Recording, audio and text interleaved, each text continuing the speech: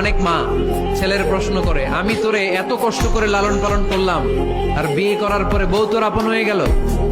এরকম একটা কমন প্রশ্ন আছে না নাই? এক চালাক ছেলে মারে উত্তর দিছে, মা তুমি মা ডাক শোনার জন্য জীবনে কি কষ্টটাই না করছো।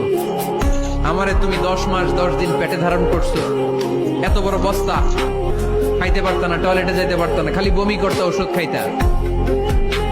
10 মাস পেটে ধারণ করলা, 2 বছর দুধ খাওয়াইলা, আমার পেশাব পায়খানা পরিষ্কার করলা। এরপর 2 বছর বয়সে 3 বছর বয়সে আমার মুখে বোল ফুটলো, তখন আমি তোমারে ডাকতে শুরু করলাম মা মা। এই মা ডাক শোনার জন্য তুমি এত কষ্ট করলা, আর পরের বাড়ির মাইয়া বাড়িতে আইসাই তোমারে ডাকা শুরু করছে মা মা। তো যেই লোক তোমারে মা ডাকে তারে আমি ভালোবাসবো না কেন মা? ঠিক কিনা? আমার মুখের মা ডাক শোনার জন্য তুমি এত কষ্ট করলা, কি কষ্ট। আর পরের বাড়ির চিনি না জানি না এক মেয়ে এসেই তোমার ডাকা শুরু করছে মা মা। তো যে আমার মারে মা ডাকে তার স্থান তো আমার হৃদয়ে, ঠিক কিনা? প্রথমে শাশুড়ি আম্মারা শোনেন, মহিলা প্যান্ডেলের শাশুড়িরা, ছেলের বউয়ের উপর রাগ করেন না। আপনার অনেক অভিজ্ঞতা আছে, বৌমার কোনো অভিজ্ঞতা আছে?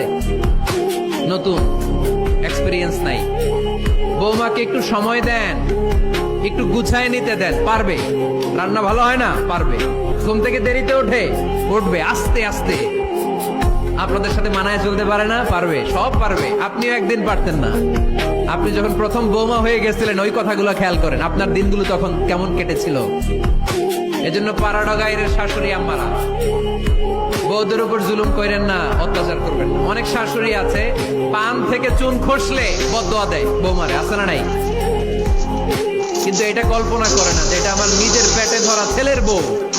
এই মেয়ের বদদোয়া দিলে তো আমার ছেলের পরিবারের ক্ষতি, আমার নাতি নাতনিদের ক্ষতি। এই কমন যোগ বিয়োগটা বুঝে না। কষ্ট দিবেন না বৌমাকে, খেয়াল রাখবেন। আপনি যদি আপনার বৌমাকে কষ্ট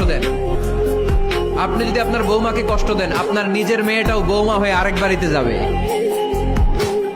সেও সেই একই কষ্টগুলো পাবে। এগুলো যখন আপনারে শোনাবে তখন আপনি শান্তিতে থাকতে পারবেন না। চিল্লায় বলেন ঠিক কিনা? পারবেন না আপনি শান্তিতে থাকতে। নিজের মেয়ে সকাল 11টায় ওঠে, ওইটার দোষ নাই, বৌমা কেন উঠলো না, ঝামেলা আছে না নাই? এটা করবেন। এবার বৌমারা, এই যুগের মেয়েরা, পাড়াডগারের বৌমারা যারা আছেন, বউ খবরদার শাশুড়ির সাথে বেয়াদবি করেন না, বেয়াদবি করবেন না।